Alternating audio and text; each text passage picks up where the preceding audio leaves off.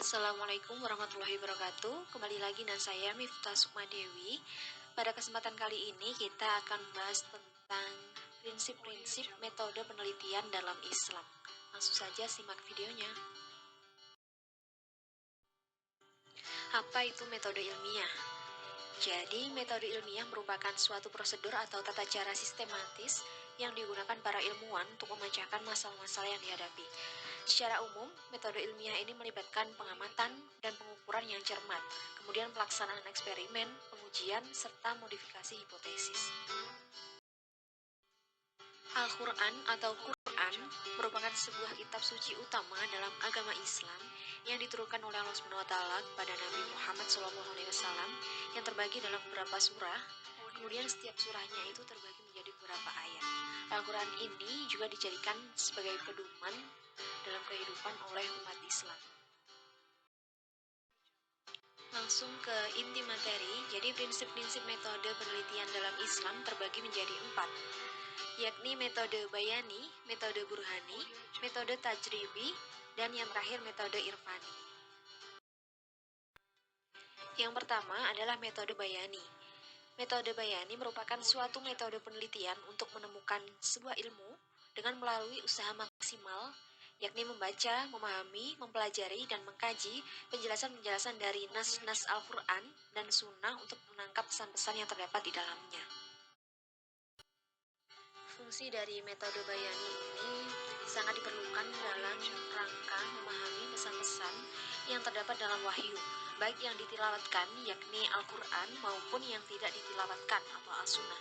Alasan lain diperlukannya metode bayani ini adalah bahwa teks-teks atau sering disebut dengan nas-nas Al-Quran tersebut memiliki aspek lahir dan batin atau simbolis yang masing-masing mengandung pesan-pesan yang harus diungkap secara baik dan tepat.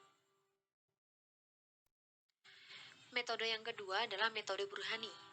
Metode burhani adalah suatu metode penelitian atau penemuan ilmu yang mengandalkan kemampuan berpikir logis dengan kaidah-kaidah tertentu yang disusun secara runtut dan sistematis. Metode semacam ini tentu saja dilakukan untuk memahami suatu objek ilmu atau ontologi yang non-fisik. Sebab itu, dalam metode penelitian ini, akal kita akan sangat berperan. Untuk menjadikan metode burhani ini menjadi suatu metode yang akurat dalam penemuan suatu ilmu, maka haruslah dipenuhi syarat-syarat atau kaidah-kaidah tertentu. Syarat-syarat dan kaidah-kaidah tersebut telah dirumuskan dan disusun oleh para filsuf Yunani, terutama dalam konteks metode ini oleh Aristoteles, yang kemudian diikuti dan dimanfaatkan oleh para filsuf Muslim, bahkan sebagian fuqaha. Mengikuti jejak dari para filsuf Yunani, maka para ahli logika Muslim telah menyusun ilmu al-mantik yang bermuatan kaidah-kaidah berpikir yang benar dan menemukan 5 kaidah atau hujah akliyah. Yang pertama, kitabiyah, yakni hujah atau metode penemuan yang disusun dari muqaddimah-muqaddimah dengan bersandar kepada orang-orang yang dipercaya, baik sebagai penasihat atau ulama atau tokoh masyarakat. Yang kedua adalah syair, yakni hujah atau metode penemuan ilmu yang disusun dari muqaddimah-muqaddimah yang dapat membangkitkan gairah seseorang atau sebaliknya. Yang ketiga adalah burhan, yakni hujah atau metode penemuan ilmu yang disusun dari muqaddimah-muqaddimah yang meyakinkan untuk menghasilkan sesuatu yang meyakinkan pula. Yang keempat adalah jadal, yakni hujah atau metode penemuan ilmu yang disusun dari muqaddimah-muqaddimah yang terkenal atau sudah diakui oleh orang banyak. Yang terakhir adalah safsatah, yakni hujah atau metode penemuan ilmu yang disusun dari muqaddimah-muqaddimah wahmiyah atau diartikan seakan-akan benar tetapi sesungguhnya tidak benar. Adapun metode yang ketiga yaitu metode tajribi, merupakan suatu metode penelitian atau penemuan ilmu yang selain memerankan kemampuan berpikir logis, juga dilanjutkan dengan tindakan eksperimen, observasi atau bentuk-bentuk metode yang dikenal dalam metode penelitian ilmiah sekarang ini. Para ilmuwan muslim telah memanfaatkan metode tajribi ini dengan baik dan sungguh-sungguh.